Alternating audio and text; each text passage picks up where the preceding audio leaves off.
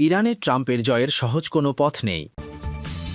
সামরিক বহরে কয়েকটি নতুন ক্ষেপণাস্ত্র যুক্ত করছে রাশিয়া।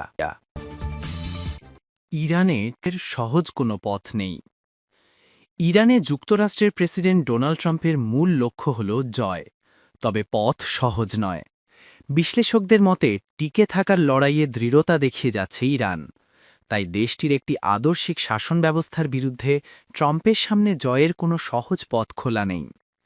বিশ্লেষকদের আশঙ্কা, ইরানের কেন্দ্রীয় সরকারের ওপর যে কোনো ধরনের হামলার বিপরীতে দেশটি এবার বড় ধরনের প্রতিশোধ নিতে পারে। ২০২০ সালে শীর্ষ জেনারেল কাসেম সোলাইমানিকে হত্যা কিংবা গত জুনে দেশটির পারমাণবিক স্থাপনায় মার্কিন বোমা হামলার বিপরীতে ইরান যে প্রতীকী প্রতিক্রিয়া দেখিয়েছিল, এবারের পরিস্থিতি তার চেয়ে ভিন্ন ও ভয়াবহ হতে পারে।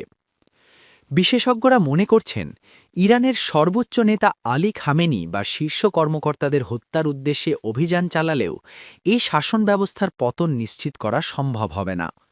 উল্টো এটি ইরানকে আরও অস্থিতিশীল করে তুলতে পারে।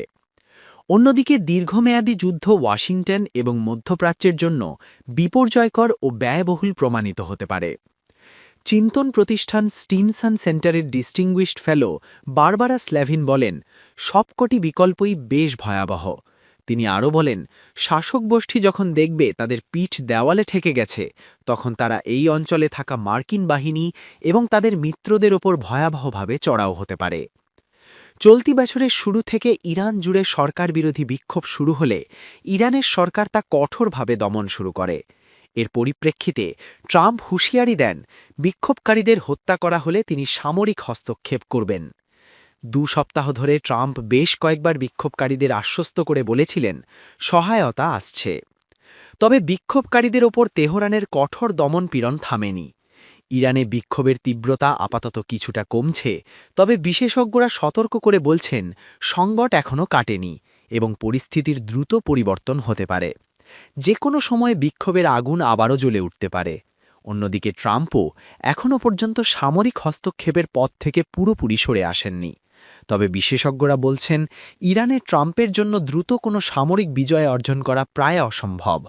স্টিমসন সেন্টারের বারবারা স্ল্যাভিন বলেন, ইরান আর ভেনেজুয়েলা এক নয়।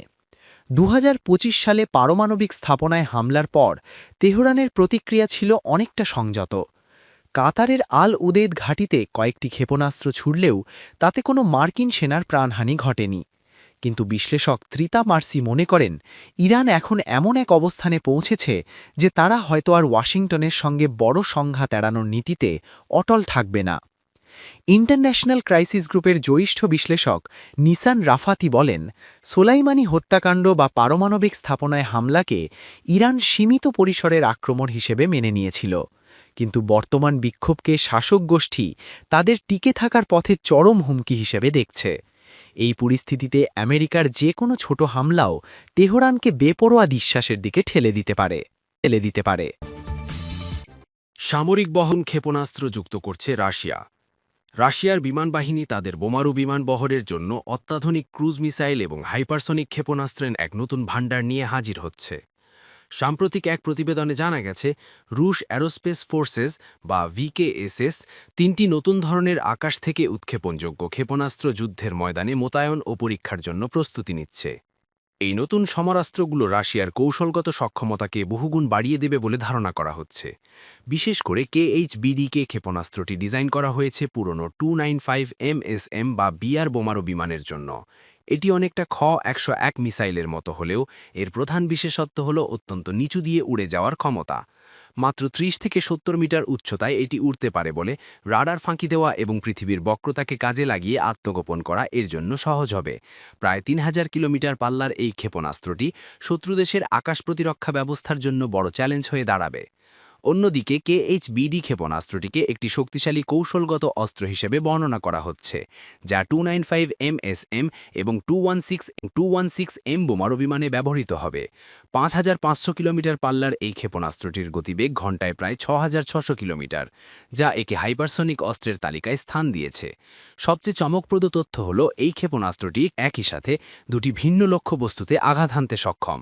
এর পাশাপাশি রাশিয়ার নৌবাহিনীর শক্তি বাড়াতে আসছে KH-MC নামক একটি সুপারসনিক জাহাজ বিধ্বংসী ক্ষেপণাস্ত্র। এটি মূলত পুরনো KH-22 মডেলের স্থলাভিষিক্ত হবে। এটির পাল্লা ক্ষেত্রবিশেষে 2000 কিলোমিটার পর্যন্ত হতে পারে। রাশিয়ার দাবি অনুযায়ী এই ক্ষেপণাস্ত্রগুলো সম্পূর্ণ দেশীয় যন্ত্রাংশ দিয়ে তৈরি করা হয়েছে। তবে অতীতে রাশিয়ান অস্ত্রে পশ্চিমা এবং চীনা যন্ত্রাংশের উপস্থিতি পাওয়া যাওয়ায় এই দাবি নিয়ে বিশেষজ্ঞদের মধ্যে কিছুটা সংশয় রয়েছে। এই নতুন মারণাস্ত্রগুলো বহন করার জন্য রাশিয়া তাদের পুরনো বোমারু বিমান বহরকে আধুনিকায়ন করছে। 295 এবং 216 এর মতো বিমানগুলোকে নতুন সরঞ্জাম ও প্রযুক্তিতে সজ্জিত করা হচ্ছে।